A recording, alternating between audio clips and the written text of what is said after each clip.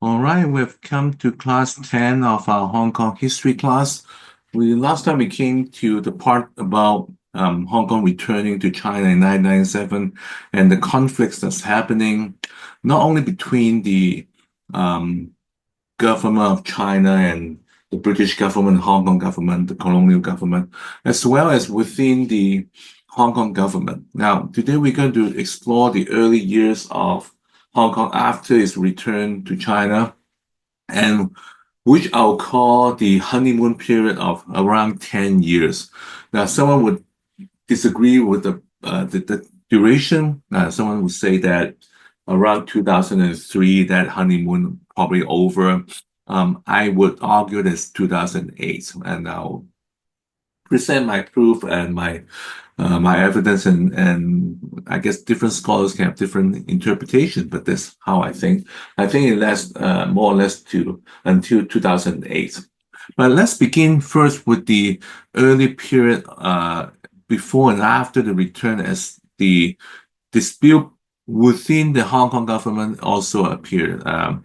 That was whether Chris Patten was pushing too fast and angering China. And if you remember for the foreign colonial office, they would prefer to have a more long-term solution. So hopefully, yes, we could not save Hong Kong from being returned to China, but still we can continue to work with the Chinese government so that we can have a good real relationship in the future. Because after Hong Kong is, returned, the UK still need to have a good relationship with China. That's foreign policies. But Chris Patten, more from a politician point of view, he really want to show that he and the, you can say, British government try to allow Hong Kong to have a more democratic system. So I think that's the major point. On one side, the colonial office, they have been using sinologists like Edward Youde and Wilson to help to kind of improve this, to maintain a good relationship with China while preparing for Hong Kong's return. But Chris Patten basically came into fight. Now, this is whereas a sitcom that I like, Yasmin Prime Minister, it talks a lot about the actual, you can say this is a comedy, but it reviews a lot of the actual working of the British government, especially between the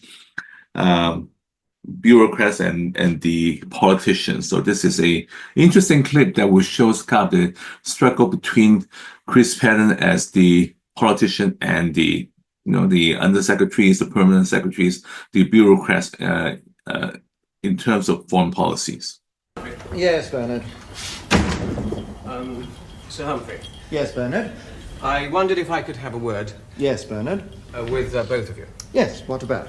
St. George's. What now? Well, the PM seems to be completely in the dark. Good. Excellent. Anything else? Well, I wondered if there was anything he doesn't know. Well, I hardly know where to begin, Bernard. No, I mean anything important. Well, he has the Foreign Secretary to tell him. Yes, I know, sir, but he seems to think the Foreign Secretary doesn't know the whole story either. I should hope not. Are you implying that the Prime Minister ought to know what's happening? Well, he is the Prime Minister. Yes, Bernard, but it's simply too dangerous to let politicians become involved with diplomacy. Diplomacy is about surviving until the next century. Politics is about surviving until Friday afternoon. 157 independent countries in the world. We've dealt with them for years. There's hardly an MP who knows anything about any of them. Show them a map of the world. Most of them have a job finding the Isle of Wight. Surely politicians can't be that ignorant. Very well, sit down, Bernard. Where is the Upper Volta? What's the capital of Chad? What language do they speak in Mali? Who's the president of Peru? What is the national religion of Cameroon? Bernard? You should stand for Parliament. So of course it's a comedy, but the struggle, it refused the kind of struggle between the bureaucrats and the politicians, and kind of similar things happened at the handover when the classified file shows there's disagreement between the Chris Patten and the British government, especially the bureaucrats to how to deal with China before the Hong Kong handover. And Chris Patten at that time also not happy with Britain and saying that Britain be the delusional over Chinese democracy, because on one hand, the Chinese government said that if you slow down and allow something happen, China will allow democracy or some form of a democracy to happen in Hong Kong. Chris Patten flatly said it's not likely to happen. So the British would follow the kind of post Tiananmen Square thinking of the Western world that if you, for example, punish China too or push China too harsh, it's going to push China back to a more totalitarian condition, and that will slow down economic progress and eventually making it harder for China to attain democracy or more democratic situation. But the Chris Patten thought that this basically not going to happen. Whether we agree with his approach of pushing, changing the Legislative Council to be a more, representable right before 1997 is questionable, because definitely did not go well, and China flatly said that those members of the Legislative Council must so-called get off the car, get off the train, put it this way, before 1997. So whatever he put together this new structure where you see most of the seats being elected directly, basically just wiped away right after the return. So what he did was not to stay, but still his idea that economic transition would not bring democracy in China or in Hong Kong, or definitely in China, is quite prophetic. It shows that he was right, that just using economic transition is not enough to change China, to move it more to the democracy side. Anyway, that's the kind of end. Now, when they after the return of during the time when Hong Kong is being returned to China, a big issue came up with the so-called new airport project, which is nicknamed the Rose Garden Project. Now, the project, to be honest, started before the handover, and in the 70s, they already talked about, because the Hong Kong airport, don't think any of you have ever flew there because you're all young people. At that time, I flew in there. Hong Kong airport last to the you can say in the 90s, okay.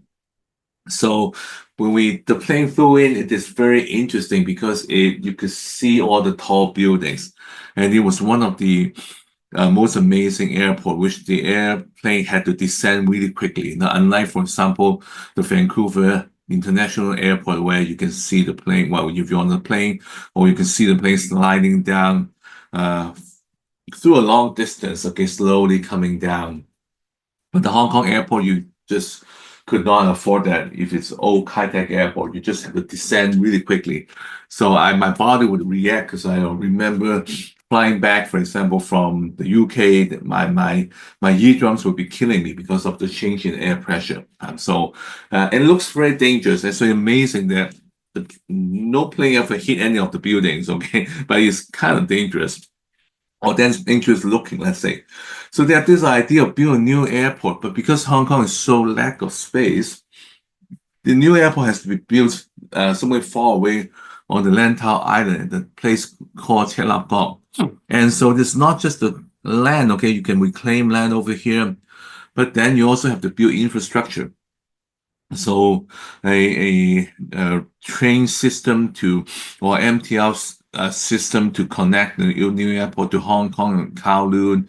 So it's a big project and it costs a lot of money. So, but the British was talking about it, and when the Chinese learned about this project, they were not very happy because they felt that the British might be coming to come up with such a project and hire British engineering company and try to deplete the resources of Hong Kong to use up all the money before the takeover, and there's a suspicion that the British trying to sabotage Hong Kong's economy so that when China took over, the economy collapsed, and everyone would say, see, we told you that the British would be doing a better job managing Hong Kong than Chinese. Okay, so China had a lot of suspicions about these big projects, and they were arguing, negotiating back and forth. At the time, even at the end, for example, when the Rose Garden project was announced at the cost of $127 billion Hong Kong dollars, China was stunned. And at the time, the president at that time, Jiang Zemin, would argue that Hong Kong government should not invite the guests with others footing the bill. So saying that you shouldn't start this project when we are about to take over. But at the end, they did reach a compromise and issue a MOU because after all, the need for a new airport was there. And Hong Kong Kai Tak Airport was getting too small for an international city like Hong Kong. So when the British invite the Chinese to join in the project, to work together, they did. And even though Jiang Zemin argued in 1989, complaining about it, but the airport was completed, within the time frame. And right after the turnover, Jiang Zemin would come to Hong Kong to have a grand opening. So it kind of worked out. I remember at the beginning of the grand opening, there's still a lot of problems with the new airport. But later on, when I look at other international airports during the time when they, first built, there's always a kind of period of, confusion or a period of, improvement there. So, but the whole project ended up costing Hong Kong $160 billion. So it's a big project, but I don't think people later on would complain about this because after all, it was necessary. And by opening the new airport, also opened up a lot of new places for development, Dong Chong and all this area. So because as you remember, for the MTR is a lifeline of Hong Kong almost. So when you have a new train system going from a Lantau to Hong Kong Island to connect to Kowloon and Hong Kong, that means all along the places, including Tsing Yi, this island, in terms of, from Hong Kong's point of view, a sizable island of Tsing Yi would also be developed. Now would be, a location of many estates that many people live on Tsing Yi Island now. So when you have this project, when you have the money and you can build and you can also help develop communities all along the route. Now, so this is one of the cases when the Hong Kong, you can say that the Chinese government and British government starting to working together again, because it was Chris Pattons really disrupt a lot of the relationship. But when at the beginning of Hong Kong's return, there's an effort to work things out, especially from China side, because China really want to show that they could manage Hong Kong well. It's not going to be the end of the world. All this prediction about Hong Kong being taken over and people, entrepreneurs leaving, people taking the money out, business being confiscated. Exactly what's happening like in Shanghai in the 1950s. or some other cities in 1950s, early 1950s, is not going to happen in Hong Kong. So it did not. China make it really clear that he's not going to repeat that. And you can even look at the migration patterns. There's a lot of people migrating, say, for example, to Canada from Hong Kong, or leading up to 1997 and the 1990s. But the number actually dropped quickly afterwards, because when the Hong Kong people felt that they could still leave the place wherever they want, whenever they want, and they could still move their money out. This is the key, okay? When China is not stopping them from moving the money, they felt safe, okay? They felt that, okay, well, we can still do this, okay? And so after a few years, the migration pattern really died off because of that. So, but the moving return of the Hong Kong, China now, if we look back in hindsight, in retrospect, especially after 2014 and 2019, the protests there, a lot of people would say that, okay, the Hong Kong people, did not like, the return of the city to China. So the problems has been developing, it's true that problems have been developing before 2014, but if we look at the pattern, as I mentioned earlier, there was a honeymoon period. It was a period when China really tried hard, okay, on the one hand, not to do something drastic like confiscation or naturalization, all this, is over. This is like the period post open door period of Deng Xiaoping. So they're not going to do that. On the other hand, they also, right before the turnover, they were pumping money into Hong Kong, investing in Hong Kong. So they were hoping that the economy would hold up so that people would say that China is doing a good job. So there's a lot of efforts from China to assure the Hong Kong people that what Deng Xiaoping said, 50 years and change, and it's be a one country, two systems will stand. So, but now whether that has been successful or how successful it was, is up to interpretation. But at least if we look at at least some of the surveys done during those years, we can see that honeymoon did exist. For example, if you see how Hong Kong people identify themselves as Chinese now, when they say ethnically Chinese, that means that they would also consider themselves like Hawaiian, not really mainlander. Okay, Hong Kong people would not identify themselves as mainlanders unless they are, because if you don't have a mainlander, mainland passport, or you don't have that mainland status, you're not a mainlander basically. And Hong Kong people, why would I be a mainlander either? If you remember the classes, since the late 1970s, Hong Kong people have this kind of superiority over some of the people coming from mainland China. So they felt very proud of their status being a Hong Konger. So they wouldn't want to be identified. But neither would they want to identify themselves as a non-Chinese, ethnic Chinese, because just like when we talk about Tiananmen Square killing, in Hong Kong, the pro-democracy organizations or the groups formed, at the beginning, they were all talking about democracy for China. So it was the key, So they felt that we're fighting for democracy in general, for ethnic Chinese in general. So many people identify themselves as ethnic Chinese still, from, you can look at this chart. From after 1997, there's actually a peak over here, especially for the older generation. Usually they would be more prone to, or more closer to, feeling a sense of pride, being an ethnic Chinese, okay, and felt closer. Young people, not as much, but you can still see the numbers being quite high, so they are not opposing it. And all the way up to 2008. That's why I say this is some sort of honeymoon now, because after 2008, you can see a clear drop, especially among the young people. You can see a really free fall beginning in the 2010s. The numbers has dropped to very low at some point.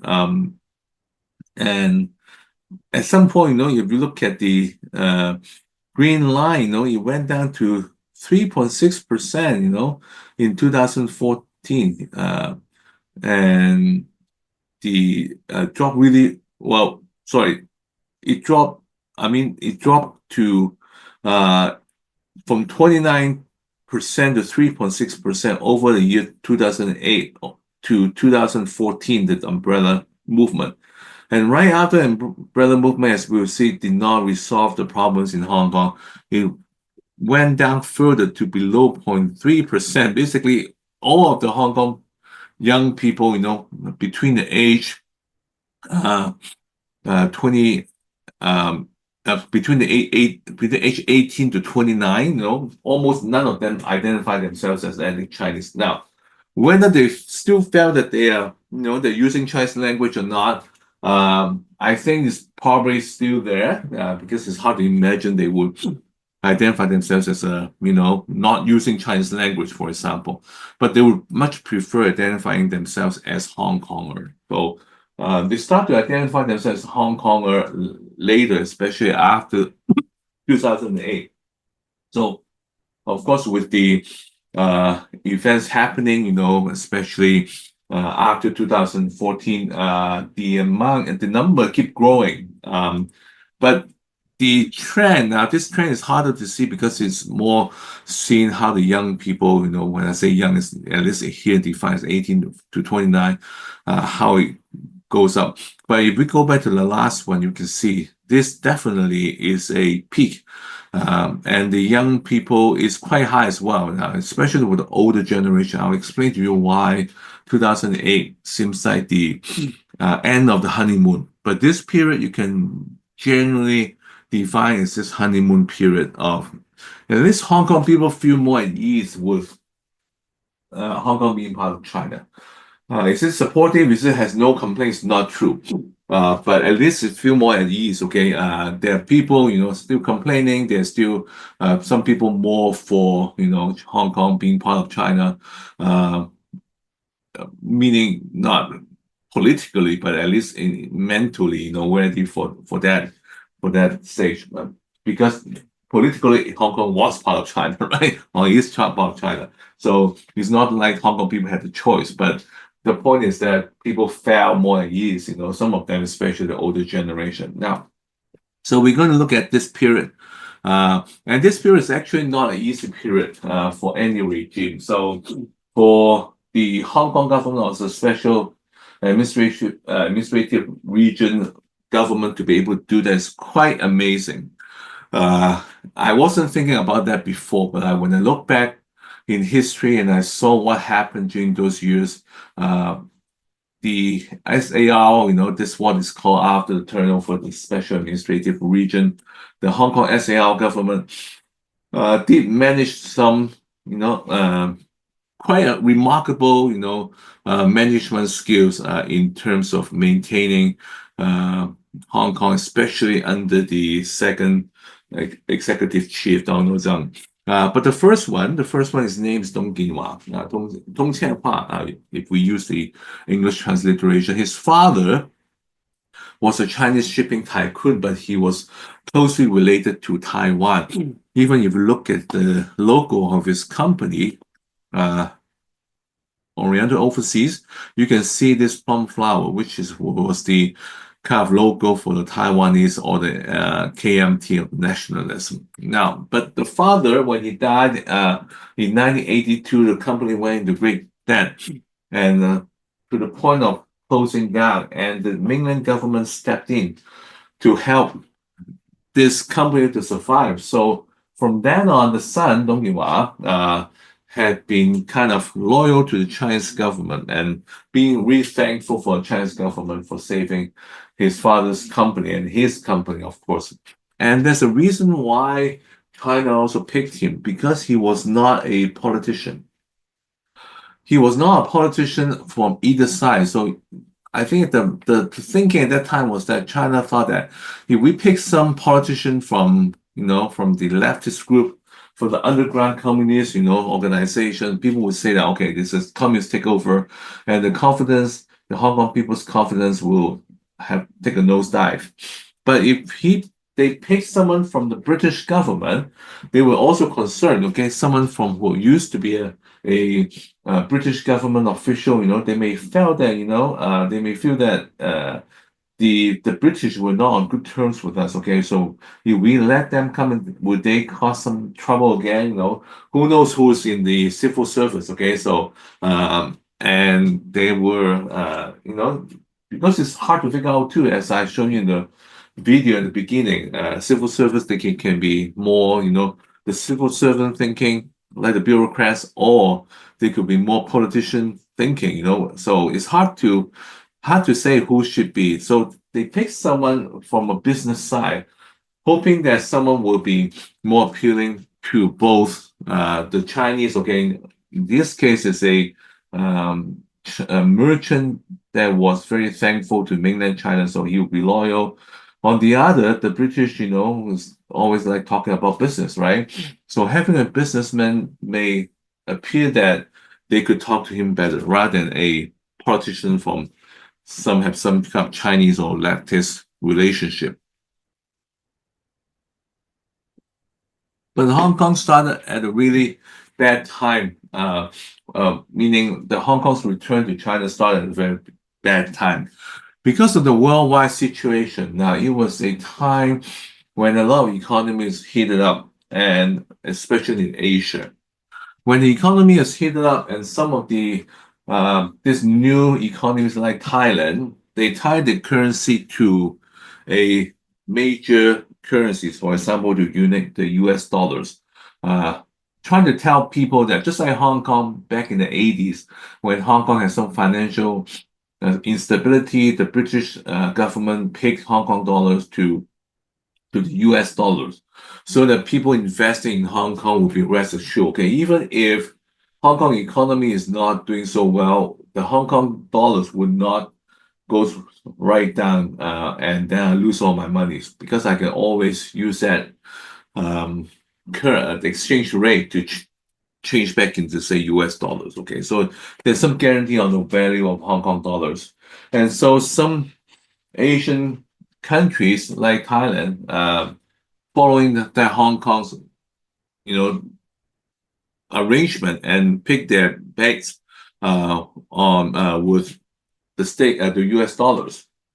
Now, so that should usually give investors assurance of the Thai currencies.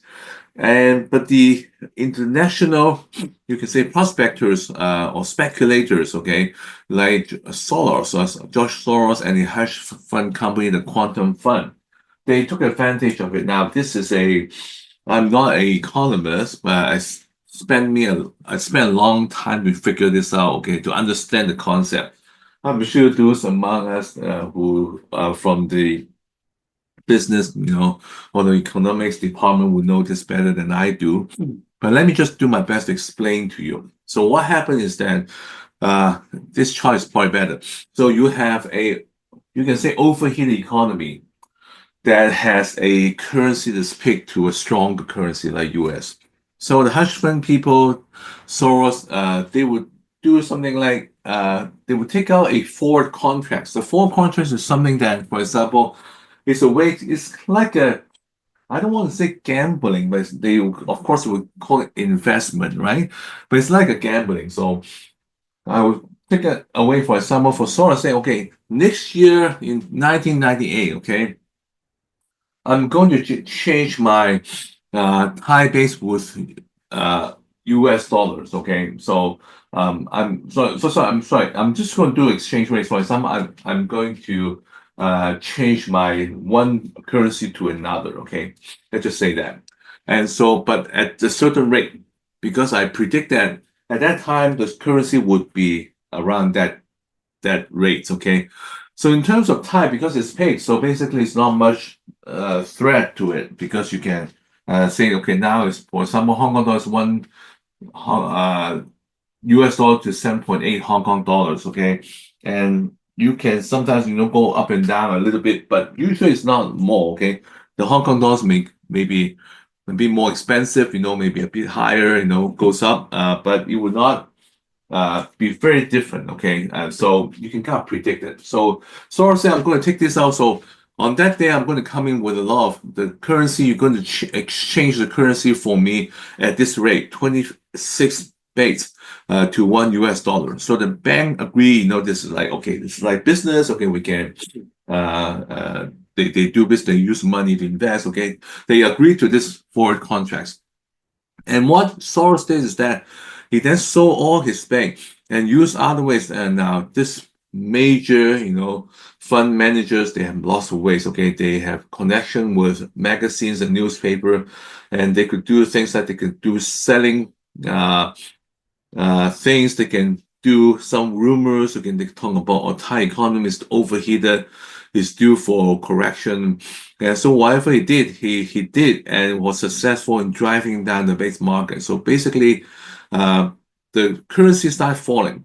Now, because the base is tied to the US currency, the government cannot just let it fall. Because if it falls, that means it's not big, right? So the Thai government has to use all the reserves to buy back the base that is being thrown out by Soros and other investors or other people in order to maintain the rate, the exchange rate. But it was a very hard if everyone started selling their base and Soros using all kinds of ways to drive down the value of the base.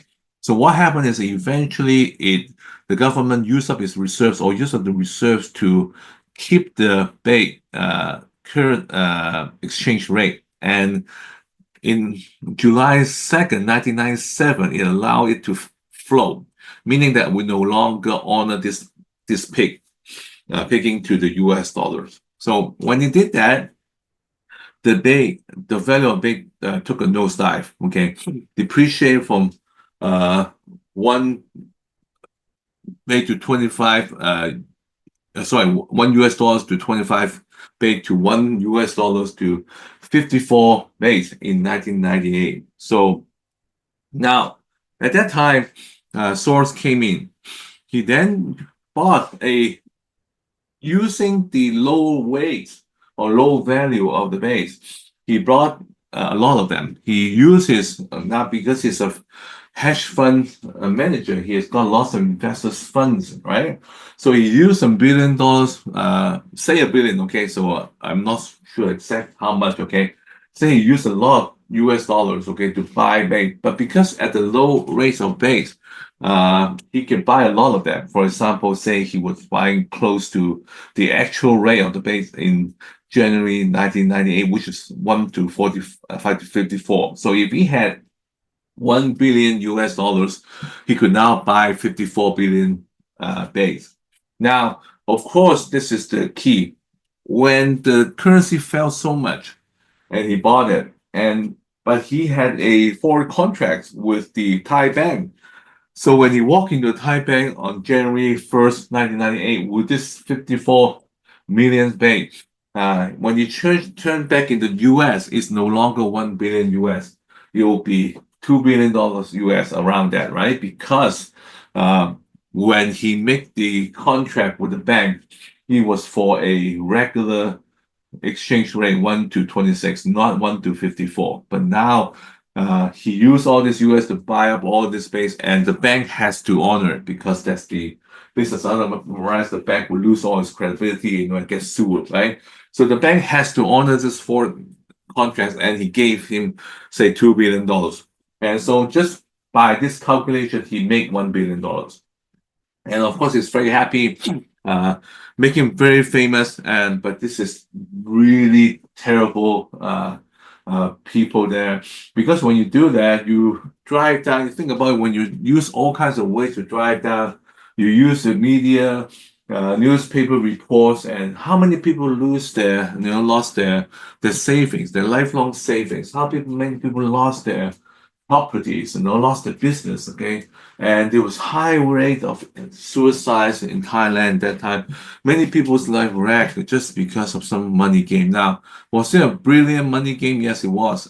It took a lot of guts and took a lot of investment and money to make it happen. Yes, but it's really just a uh, really successful hedge fund managing a-hole, honestly. Sorry for my language, because that's how, these people, big money manager, play around with games. For them, it's just money figures. Okay, they make money. Yes, the investors are happy, but how many lives you wreck? And if because you're not supposed to use all kinds of ways to drive down the market. Okay, you may predict certain things, you invest, you let the market develop, but you're basically using your influence and your money to make things happen and to destroy people's life, by wrecking the market, to the Thai market. And it a lot of the Asian countries, took a lot of hard hit because of that. And Hong Kong was one of that. Hong Kong was one of those countries that or places that the hedge fund managers try to target. For example, at that time, Thailand, South Korea, Indonesia all hit very hard. A lot of people lost their lifelong savings, all this hard-earned money, because of this big fund managers playing around with things. And many people, I personally know Hong Kong people who also lost money. Now, the Hong Kong situation did not go down as bad as Thailand, because at that time, the financial secretary, Donald Tsang, also with the Hong Kong Monetary Authority chief, Joseph Yam, they're both very capable people, very, understanding the situation. They decided the Hong Kong government will use a lot of its reserve to purchase $15 billion worth of Hong Kong stock just to keep Hong Kong speak to the US.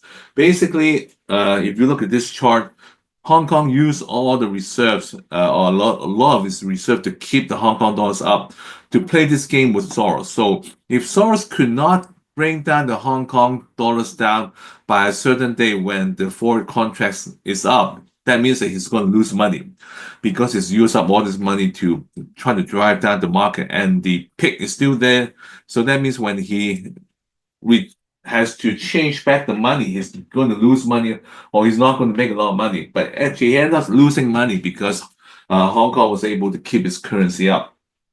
At that time, I remember people like Soros, all this dirty, greedy fund managers said a lot of bad things about Hong Kong. They say Hong Kong government is no longer free. Okay, it's back to China. The first thing they did, after they returned to China, was to play around with money, using their money to change market. We believe in the free market.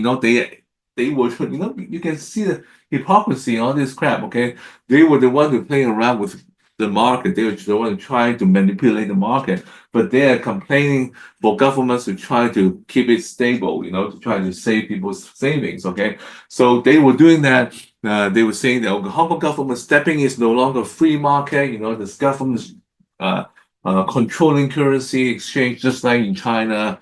But against all this international pressure, Donald Tsang and Joseph Yam continue. This Hong Kong Monetary Authority is kind of like a central bank, except that it doesn't print money. As I explained to you, Hong Kong government believes in printing, money should be printed by banks, commercial banks. That way they should not have a kind of hidden agenda or some kind of government-driven purpose to overprint money. And so, but the Hong Kong Monetary Authority does have this job of maintaining the stability of Hong Kong currency. But the two of them, really stood firm and basically saved Hong Kong from a real collapse. But even that, when they're spending all this money to maintain, and the fluctuation, the market, when they're trying to drive down the market, prices did fall. And a lot of the economy, the stocks fell. Okay, so I know personally people who suffer. Their properties, the value depreciate because the market is under attack. And even though Hong Kong did not collapse, economy did not collapse like Thailand's, okay, or Indonesia, it did suffer. And from a personal point of view, individuals still suffer, because they lost money, they lost savings, they had a hard time to pay for their properties. They have to sell the properties. I have friends who suffer through this. So it was really a bad start for Hong Kong because of this. Now, another more looming problems that I want to introduce to you, it may not be immediately changing or hurting Hong Kong in 1997 or right after turnover, but it's important that we mention this now, is that Hong Kong has a long housing problems. Now, the housing problems came partly because of Hong Kong government's policy of laissez-faire, free market. So, as mentioned, when Hong Kong government stepped in to stabilize the currency, people like Soros was complaining that this is like China. Okay, this is not Hong Kong. Hong Kong government has this reputation of staying hands-free to the economy. They will not manipulate the currency exchange and so on. So Hong Kong government did do that and has been doing that for a long time. So they try not to manipulate or try to change. So they really want to allow the market to operate by itself, to correct by itself, like demand and supply. So what happened is that remember when they built the MTR owned lands. So the MTR make deals with private developers, real estate developers to build housings and estates. So that's how they make money. That's how they stay within budget. That's how they stay within the time frame. Okay, they come sometimes even ahead of schedule. But when they do that, that means a lot of good lands will be in the hands of private real estate. So when people want to live in that, they have to purchase from that. And when that places had high demands, like in a city like Hong Kong, which is so small, that means the house pricing keeps going up. And it's also, housing is also an investment, right? If I ask you how much you're worth, okay, you may not just tell me how much money you have in your bank. You tell me what kind of properties you have, what kind of your estates you have. So if your house is like $1 million, okay, then it means that your asset, is $1 million plus something, whatever you have in stocks in bank. Okay, that's how it is. So it becomes very important for people to invest in Hong Kong in living in buildings. Now, the Hong Kong government did realize that not everyone could afford housing, so they do have remember starting in the 50s, they start building these public estates. Okay, so they do have projects of building public estates, but public estates are usually not as nice compared to private properties or private buildings or estates. And the people would often prefer to buy the private ones. Okay, so those who had means would buy private housing because it's nicer, the area is better, and the facilities good. But those who could not afford to stay in the kind of the rental, the public housing and kind of renting it from the government.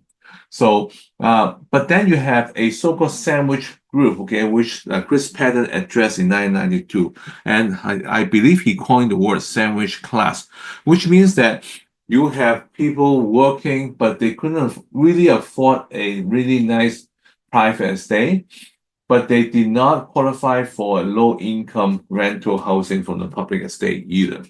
So they're kind of in the middle. So what happened is that Chris Patten wanted to have this new project of a housing scheme to build ownership flats for people, for the sandwich class, so that this will be, say, subsidized. They will usually call it subsidized flats, okay? The government subsidizes it. You can apply for them. They do not cost as much, but they are not like public housing. So they're not government's housing that you need to return them in the future, but they were like in the middle. So they're like government's buildings. The government invests buildings, so they will be cheaper, just like low-income building.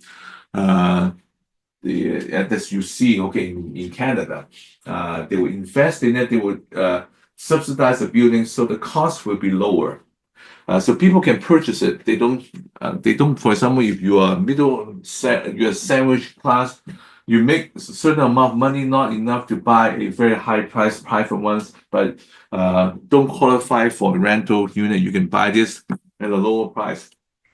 The quality is not as nice as the private estate, but at least it's your own place, and at least you can purchase. And for some time, Hong Kong government would come up with this, and people will line up for them because they are good deals, they're quite good qualities, and they're a lot cheaper. Okay, so this is the situation of Hong Kong. So in Hong Kong, you have the numbers in 2020 is that about 30% will be public rental housing, so will be lower income families. But then you have 15.3%, which is this public subsidized flats, but more than 50% is still private housing, and some temporary housing is a very small number. So if you look at the number now, if we consider both of them now, this public subsidized housing, they have different rules about people purchasing it, and over the years there are different policies about if you purchase it, you can't resell it, so you can't become like a private housing. So there's limitations about that. So to make sure that the rate is low, because if you can purchase it at a low rate, as a subsidized flat, but you can sell it right away, that becomes like a private housing, right? That really drives up the cost or the values of the flat. So you cannot do that. So if we consider that 45%, so this is still only 45%, at least from the 2020 point of view. But if you compare to Singapore, 80% of the population lived in this public housing, and 77% own it. So Singapore did a really good job. Now, there's a big difference between Singapore and Hong Kong, because Singapore, it is I would say a semi-democratic society. So Singapore government does have a lot of, power in terms of running the country, administrating. That's really because of the Lee Kuan Yew. Lee Kuan Yew don't believe in totally free society. So he famously said he doesn't believe, the media is like a third estate. They don't believe that the media should do anything to, can say anything, to report anything, even criticize the government. So the media should work with the government to help bring the welfare of the society. So of course, many people would not agree with that, but it's hard to not agree with Lee Kuan Yew, to a certain extent, because he did create this miracle of Singapore, and so the government got followed. So it's not really a lot of freedom. So the government has a lot of choices to make. So this is including the housing. The Singapore would choose nice area to build the public housings, and they would try to put different people together. So it's not like it's a public housing, but you go to for example, bid for it, and then you can choose to move in this area and that area. That would be Hong Kong, okay? That you can have a choice with things, okay? Singapore, they're trying to manage the society, communities, and because it's multi-ethnic, right? So they would not want the whole community to be Chinese and the whole to be Malay, okay? They will always assign, okay, for example, this new community, of 2,000 flats, okay, maybe according to the percentage of how Singaporean people, so 70% should be Chinese families, and then some Malays, some English speaking, so that's what they do. Yes, it is not very free, but they managed to allow 77% of Singaporeans to own their flat and in this public housing. So they're rich people, you own your own flat, it's okay, but I make sure that most of the Singaporeans will have a place to stay. This is what Hong Kong government could not do, because Hong Kong government is a laissez-faire government. It's a free government. I cannot dictate how you're going to live. I can only give you more options. But even that always under attack. For example, whenever they put up this subsidized flat, the private companies would complain. They would complain, you're going to drive down the cost of housing. you're going to affect us, okay? We're going to close down. When we close down, everything closed down, which is true. When they close down, all these ads, okay, all these commercials, they cannot buy promotions, so newspapers and news get affected, rents get affected, everything gets affected, but they always exaggerate because they make lots of money. And then wherever the government try to create more subsidized housing, they say it's going to affect our values, okay? And the government would not try not to do it either because another thing is that because they already started this kind of free system that's driven by the market. If I, for example, purchase a house for $1,000 for $1 million, okay, it's an example, okay, Hong Kong housing is a lot more expensive. Say $1 million, and that's my asset. So that's my assets, and I use it to do different things, okay? And sometimes I use this to take loans, okay? So I have this asset, so I can take this loan, okay? So, for example, some people would use their housing as an asset to take a bigger loan to do investment. For example, because I have this $1 million property, so I can take out this, say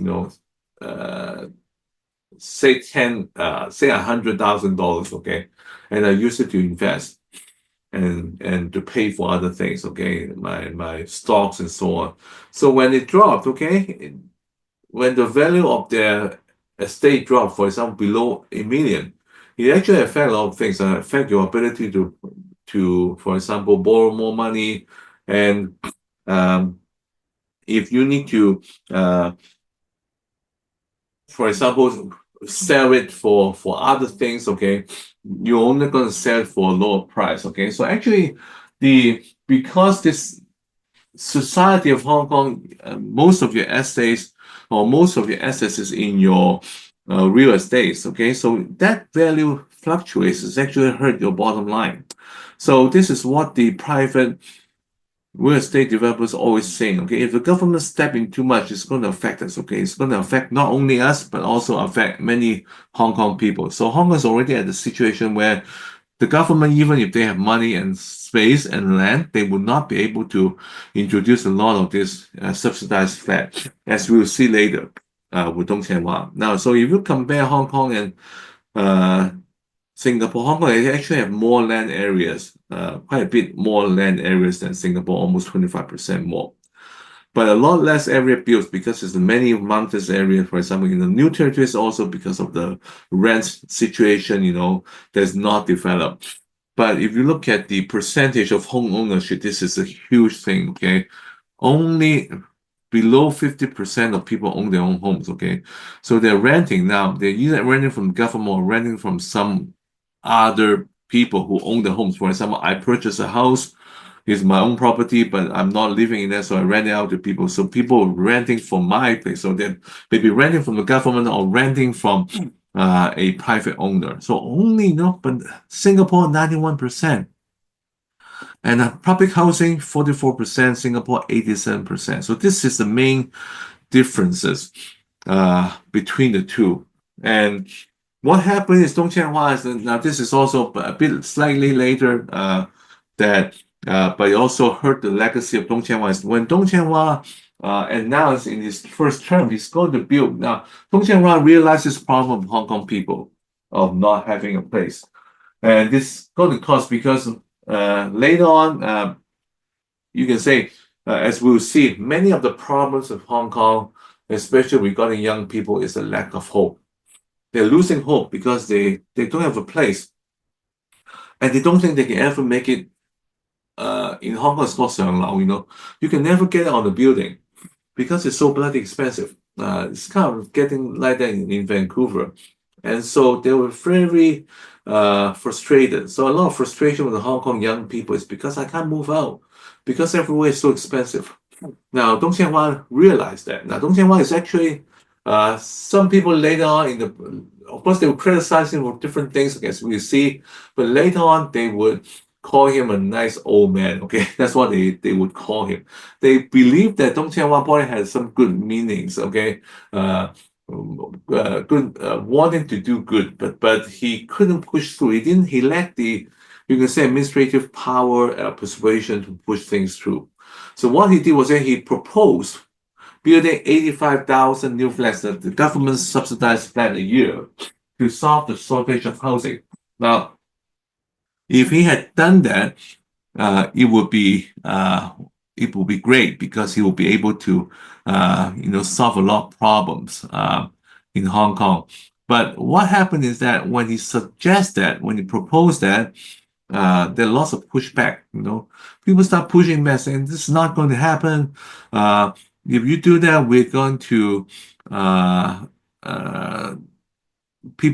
value of the public housing would fall. The companies would fold, and then private people with their resources, will be gone. So a lot of this complaining about things. So what happened is that when he proposed it, a lot of pushback, even including those pro-establishment, which later on we'll call the Ginzai Pai pro-establishment camp. So it means that parties, and Hong Kong also still had a party system.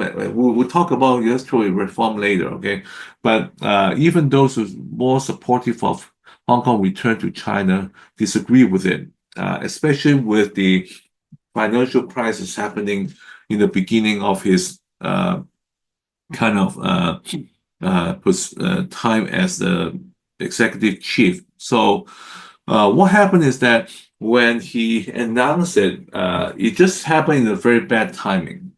If the timing was good and there's no financial crisis, it would probably be a bearable. But because of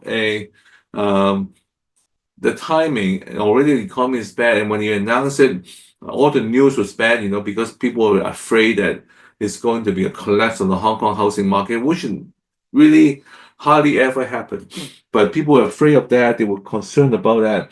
So when it happened, the prices went down, and many people start having a so-called negative equity. That means that they're supposed to, for example, they own money to, for example, they purchase, let's just say they borrow money to buy the house.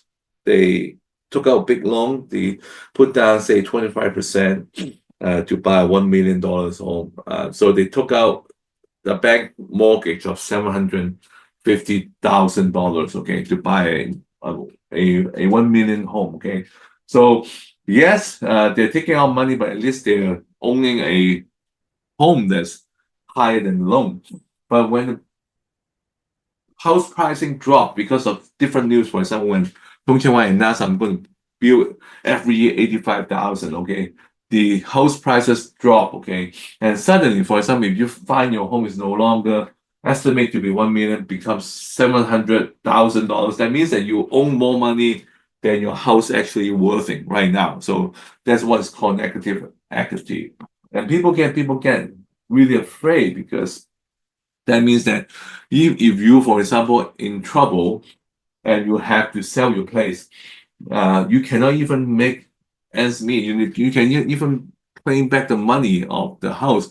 You actually still owe money, because if you are in trouble, you have to sell your place. You can only sell for $700,000. That means you still own the bank $50,000. So this is negative equity. So a lot of this is, so over the years, when you say some of the Hong Kong buildings activities, okay, oftentimes you will have the public renting housing, okay, to be more, and at times the government was able to have some self-subsidized flats, okay, but oftentimes the public housing will be mostly just a rental housing, but yet you will always have a pretty good size of private housing. So it's hard for government to push out this subsidized flats. So this is what happened. And this is one example. This is more recent report, 2022, when the government again talks about having more home ownership scheme flats, subsidized flat. The financial sector will always push back, saying that, oh, this is not good, okay. to stop building, even though there's so many Hong Kong people do not have a place to live, okay? So it's always a struggle for Hong Kong, how much the government can come in to step in, because it's almost feeling it's already too late. Tong Chien-Hua's plan was very aggressive and very ambitious, and he wants to really solve the Hong Kong's housing problem in one go.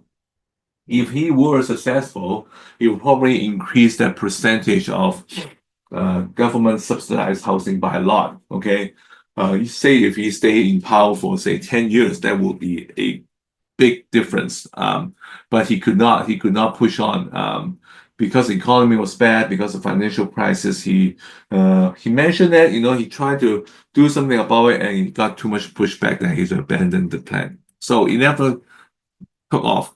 So that's unfortunate. But Tung Chien-Hua's, you can say, tenure also faced many difficulty. Now, the Asian financial crisis was one of them, major. This is a external influence. There's two other external influences that's causing trouble. One is the dot-com crash, and at the same time SARS, okay, which was not could be controlled by Hong Kong or by anyone. Dot-com crash was that the crashing of the stock market because of the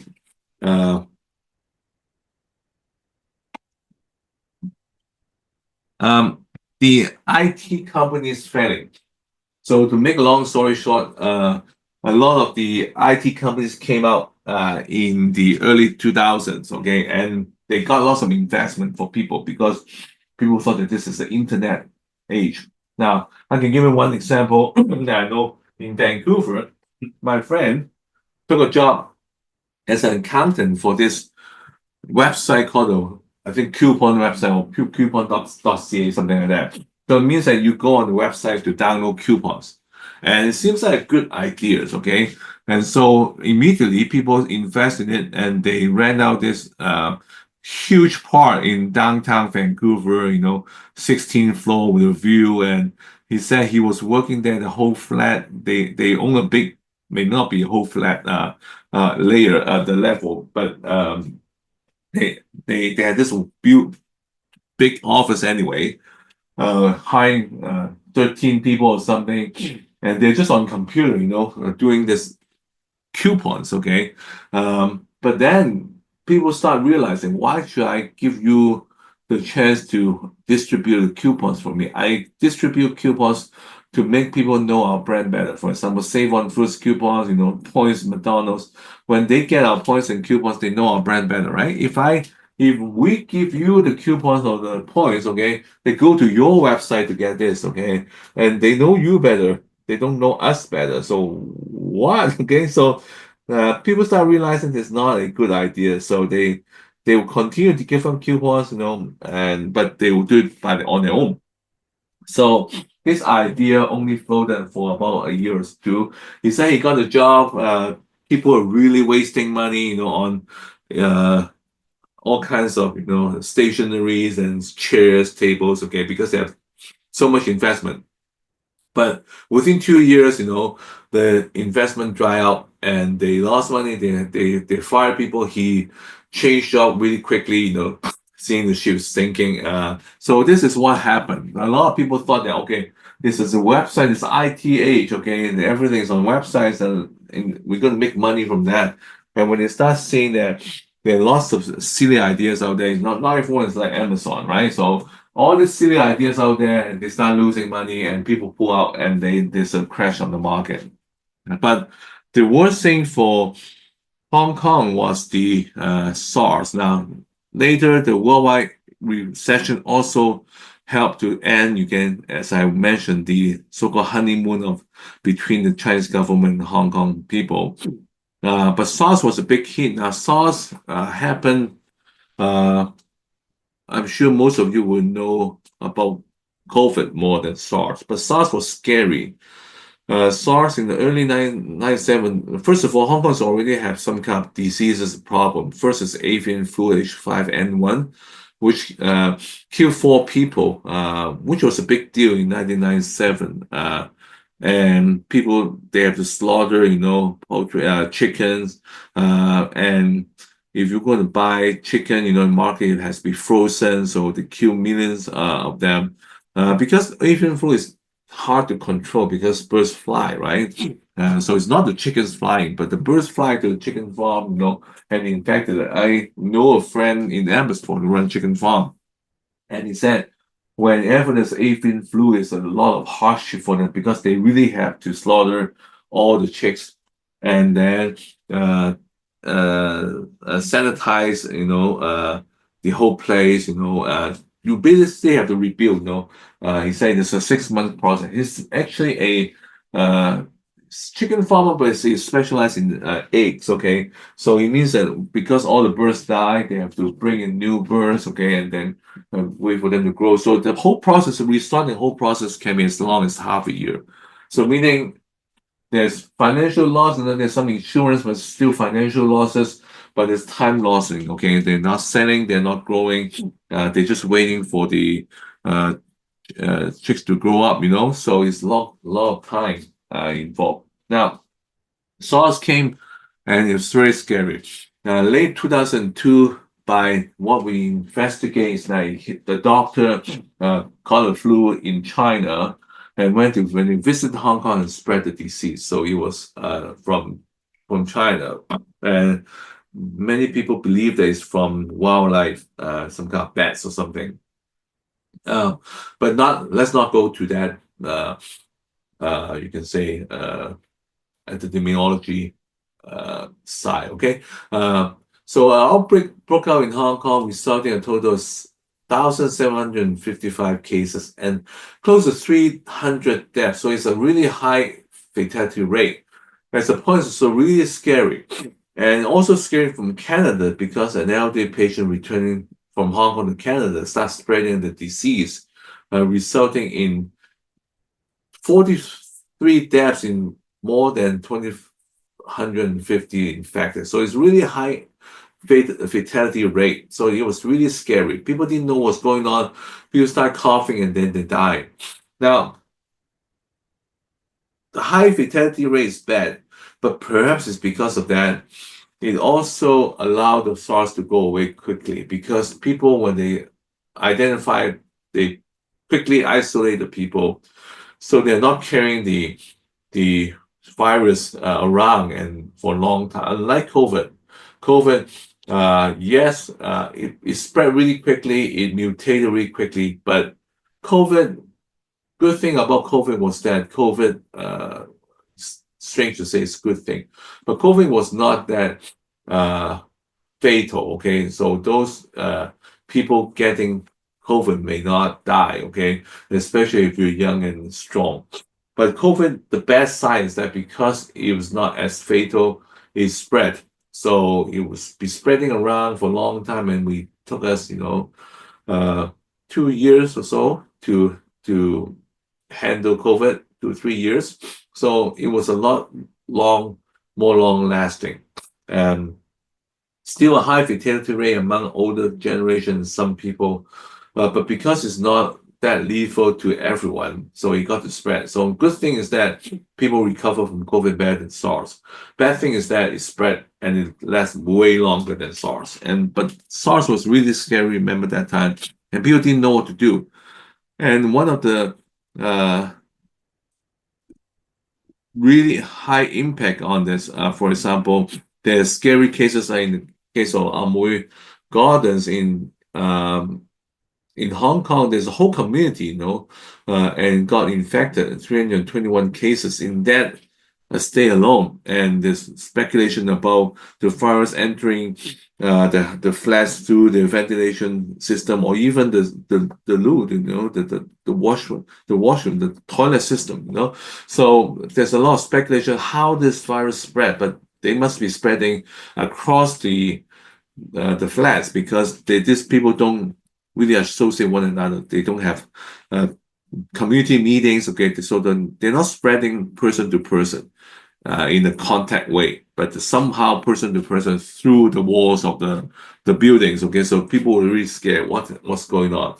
And doctors didn't know what to do at the beginning, and so it's unfortunate sacrifices of some doctors, including at that time a very famous doctor, 35 years old, Zheng Yuntei, because her husband just died long ago, and so she was helping, volunteering. She was a young doctor, volunteering to fight the disease, and he got infected and died.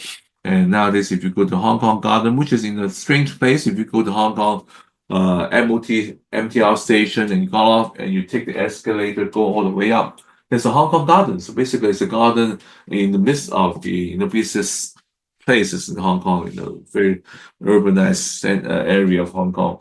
And in a more remote area, you will see the a memorial of remembering, especially the few doctors who sacrificed their lives to save patients. It's hard to find, but you can find it. I've been there. If you ever want to know where it is, want to go, I can tell you. But so the next clip is about the episode of SARS, okay? And later we talk about how SARS affected Tung Chien-hua's, you can say, role as the chief executive of the SAR.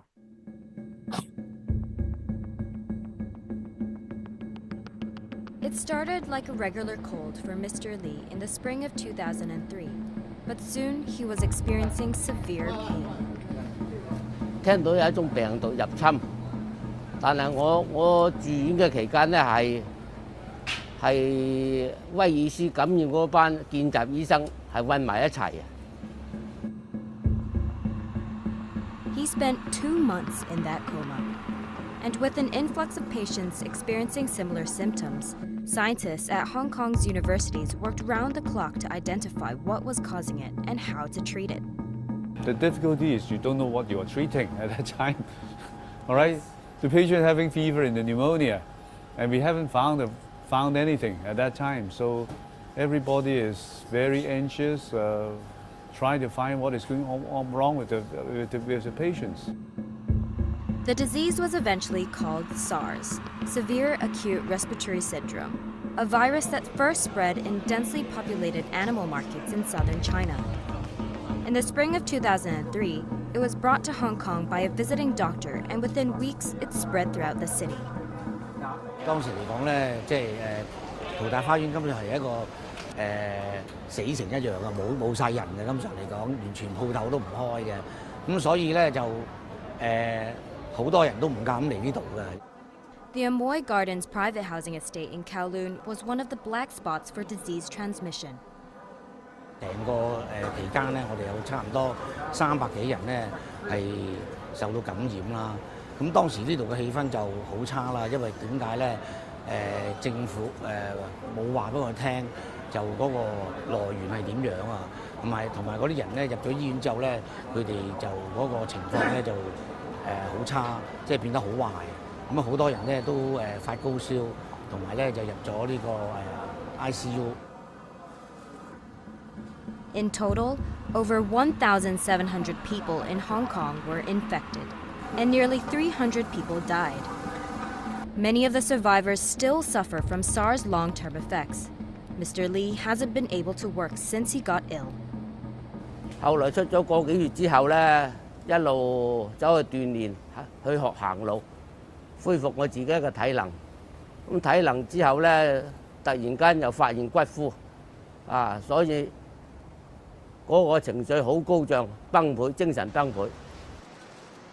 In the years after SARS, the Hong Kong government has taken extensive measures to promote public hygiene, hoping to avert the next pandemic. But Professor Yun says it's only a matter of time. SARS is horrible because it's acute, and also the mortality is around 10%. It will come back if you open up all the wildlife markets in China again, and you can see that things always repeat itself. If it comes many years later, all the vigilance will be gone, and the effect is much bigger. All the measures that we are now taking would be so downgraded that when it comes, we will not be able to handle it because of the loss of vigilance. But if it comes earlier, then it's usually easier because now we at least in the public health sector, we are still very concerned about emerging infectious diseases. So that's the video about SARS, and Dr. Yu's words proved to be prophetic because that's exactly what happened. Unfortunately, about 20 years later with COVID. But the SARS did change Hong Kong in many ways because Hong Kong became a lot cleaner. I remember, because in the past, if you go to a public place, go to a public washroom, it can be quite dirty. But now if you go to a Hong Kong mall, if you go to a public place, you always find a kind of a janitor or someone around walking, and you have some chart saying that this has been sanitized like 5 o'clock, earlier, and 7, and so on. And you find a lot more touchless, faucet, soap dispenser, So Hong Kong is actually quite a bit more concerned about hygiene after SARS. So that's why I noticed. But the outbreak was bad on Tung Kien-hua. It hurt its rating because, which is a bit, you can say unfair. Say his response is slow and indecisive, because honestly, no one really knew, what's going on. Just like the doctor was saying, they didn't even know. We don't even know why it disappeared so quickly either. So no one really knew. So how fast and decisive could it be? It could be. I don't think anyone in the leadership could have done much more. It's more like his wife's reaction.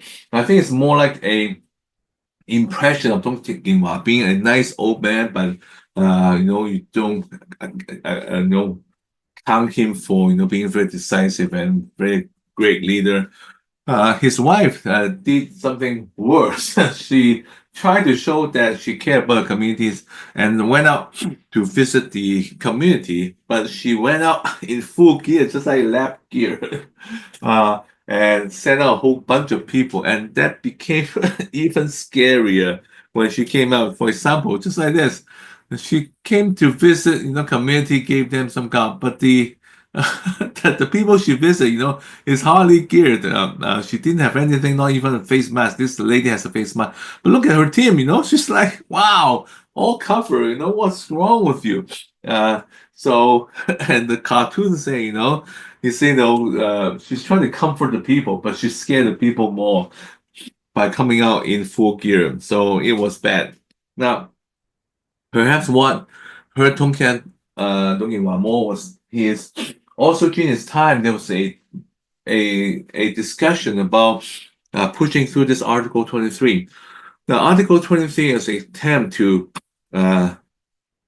assure China that they're going to stop anything that anyone from questioning, for example, the authority of central government of China.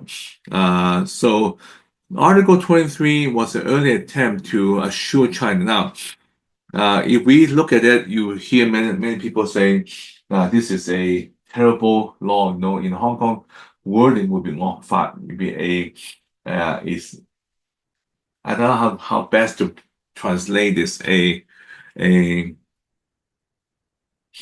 tough law, a evil law.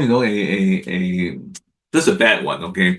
That we aims at limiting people's freedom. So now, definitely later, if you look at the final class, will look at the so-called national security law. I think that law you can definitely qualify that, especially with how the court has been operating. I will agree. But at that time, Article 23, with the Hong Kong's atmosphere, I think it might have done something slightly more positive, meaning that it would make China more at ease, that Hong Kong, there's lots of freedom, people saying a lot of things, but you have something to fall back on. But it's unfortunate, and also because the person who pushing the Regina Yip, she was not very compromising. She usually tried to play the tough woman part.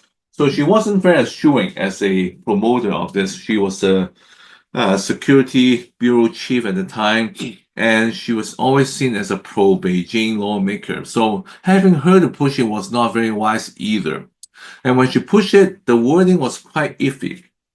He said, the SAR shall enact laws on its own to prohibit any acts of treason, secession, sedition, subversion against the central Chinese government. So all this wording, okay, if you say any act of treason, okay, that probably makes better sense. But all this secession, sedition, and subversion, what the hell means by submersion, right? Does it mean that I say something wrong, I'm gonna publish something wrong, okay?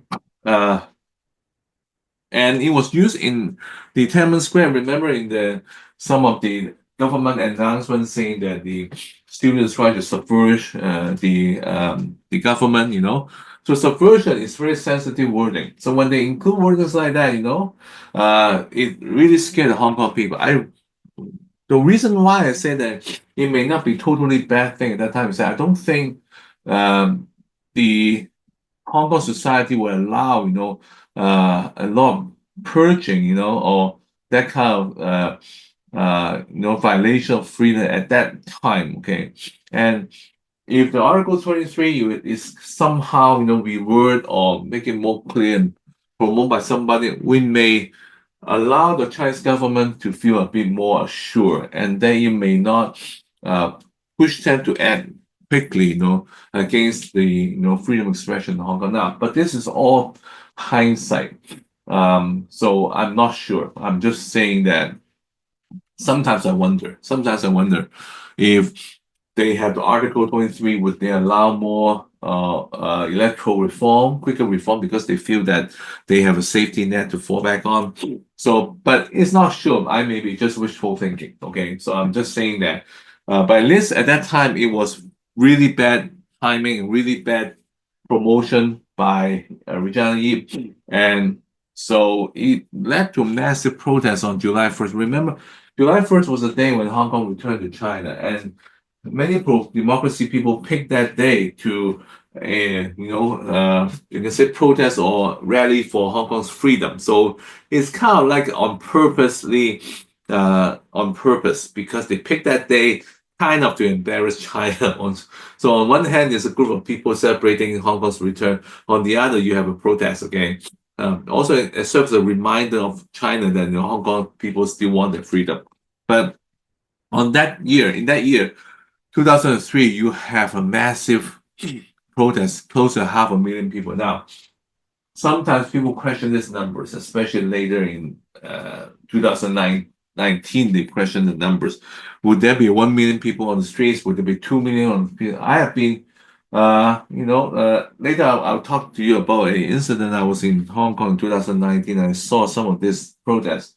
There are lots of people, okay? Even if we question, you know, whether is this exactly 1 million, in Hong Kong, this is very rare to see that many people coming out, because Hong Kong, for a long time in the 80s, 90s, especially after the 67 riots, people say Hong Kong people are apolitical. And now you've done the history, you know why? It's really because they want to stay away from that kind of a Chinese politics on Hong Kong soil in the 50s and 60s. So in the 70s, 80s, a lot of attention on making money, strengthening the economy. So a lot of people didn't want to be involved. So when people came out, even if it's slightly less than 1 million or 500,000, that means a lot of people. And this is what happened on July 1st of 2003.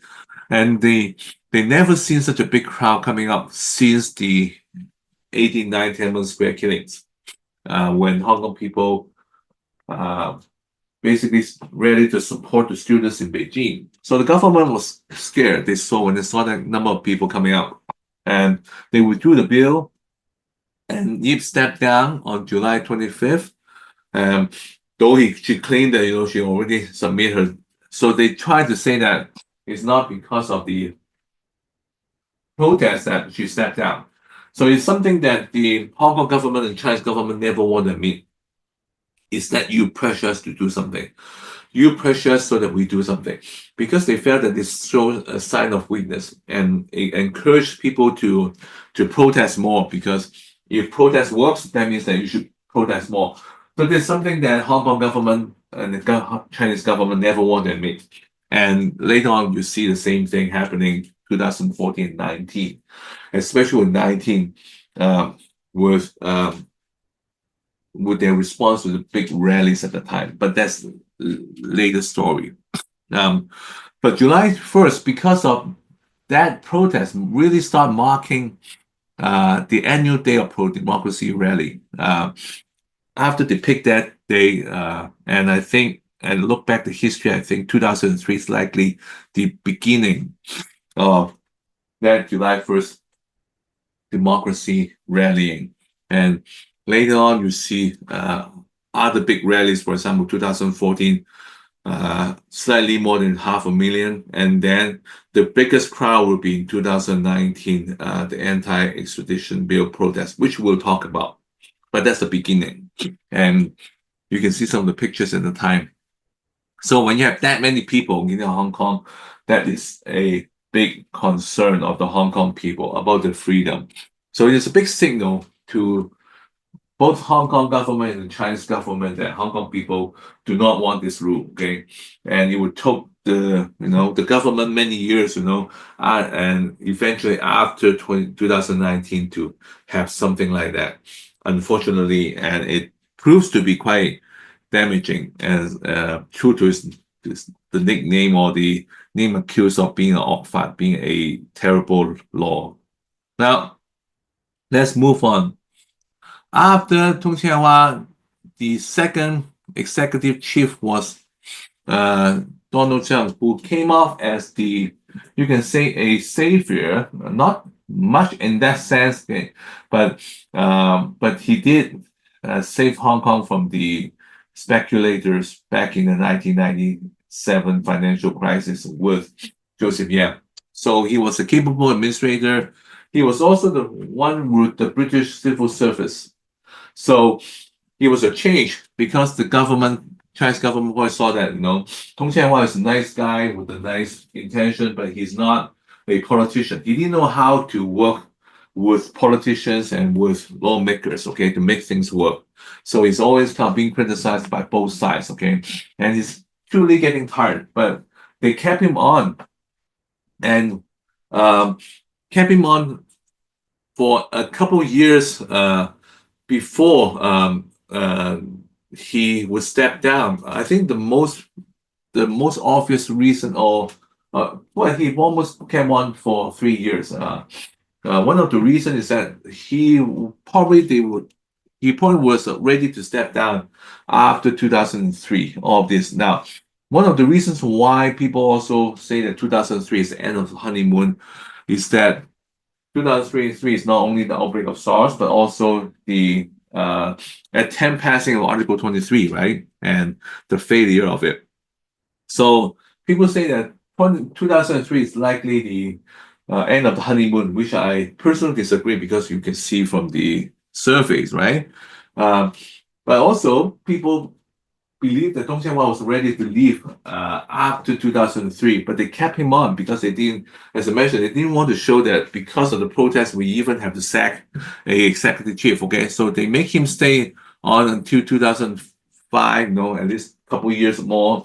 And before, his term is supposed to last to 2007, but he said, okay, I'm bad health, so I have to step down. So they make him stay on for 2 more years and replace him with Donald Tsang. Donald Tsang is very, you can say, iconically wearing his bow tie, but he was not supposed to be part of this, pro-China group. He was supposed to be with the civil service, okay? And another reason why I believe 2008 was the end of the honeymoon is that if you look at the surveys, he has some of the highest rating of all the executive chiefs, up to Carrie Lam, okay? The current one is still, in his term. So, but all the way, Carrie Lam had some of the lowest, okay? So terrible, doing a terrible job, but Donald Tsang, he was right on there, even higher than Chris Patten, who was you can argue that he was a populist, right? And the Donald Trump had some of the highest rating in those years after he stepped in. Okay, so for the first, you can say, 3 years of his term, he had some of the highest ratings, and he came in for very pragmatic. Him being you can say, a business person and a administrator. He knew how the government works. He worked with administrators. He worked with legislators.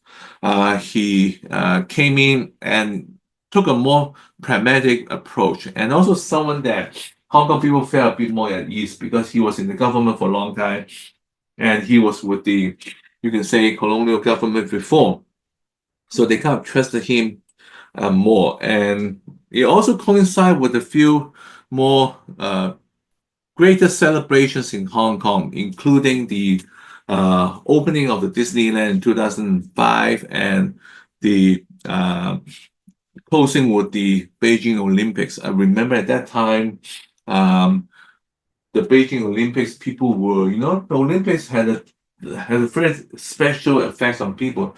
The Beijing Olympics is also at the time when they had some events happening in Hong Kong. So if the China is really helping to bring Hong Kong in with it. So some of the events were held in Hong Kong, and wherever the Chinese athletes doing better, some people, Hong Kong people, share that glory. I don't think Hong Kong people ever, at least a lot of them, not ever warming up to the Chinese national anthem because it feels really revolutionary. It's in Mandarin. But when the flag raises, during the Olympics, I feel that many people feel, proud of being part of this country, even though we're not exactly mainlander, but we're happy that they're doing well. It's kind of like you watch World Cup. Of course, Chinese team, I don't know, ever will make it to the final round. But Hong Kong people still in support of the Three Lions, the English team, and in Hong Kong, a lot of people still fans of the Three Lions, and they were happy when the Three Lions are doing well in the World Cup or the Euro Championship. So that's a strange feeling, but that helps, okay?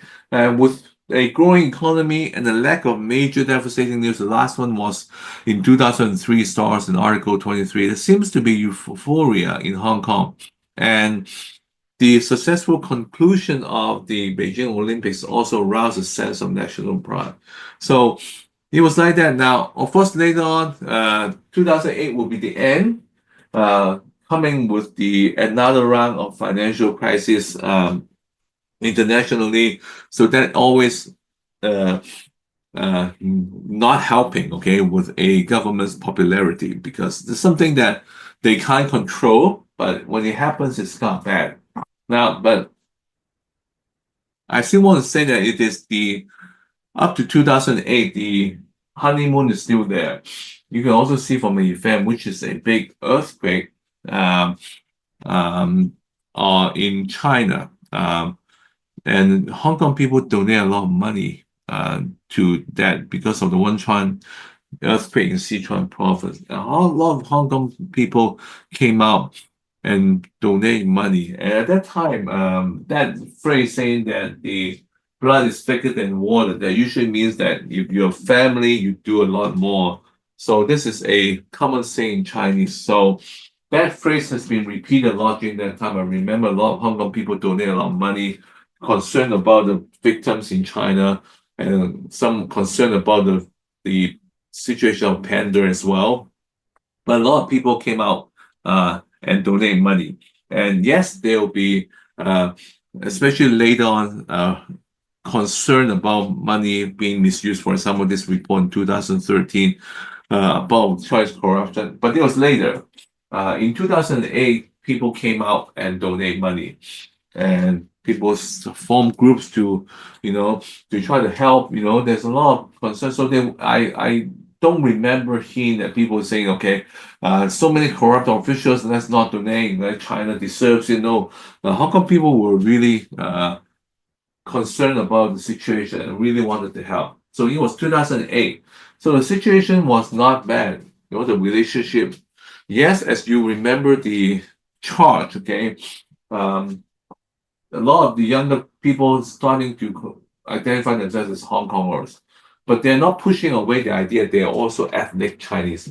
They may not be mainlanders, they may not be agreeing with the politics in China, but they agree that, you know, they feel comfortable to identify themselves as natural and ethnic Chinese. Okay, they're Hawaiian, and they use Chinese language and so on. So the situation is not that bad. Then came 2008, and everything started, you know, raveling or unraveling, I put it this way, and leading up to 2014. So next time I'm going to talk about this downward spiral from 2008 on to 2014. And the last day of class, I'm going to talk about the 2014 on to 2019, the protests and how the protests impact Hong Kong. I know there's still a lot, yet the time frame is not very long. It's 2008 to now, you know, it's just not barely 20 years. But still, a lot happened in Hong Kong. Maybe a lot of you starting to pay attention to Hong Kong for this period of time and wondering, you know, what's going on. So I'm going to focus on that period of time. There's a lot to cover, but we're going to do it in the next two classes.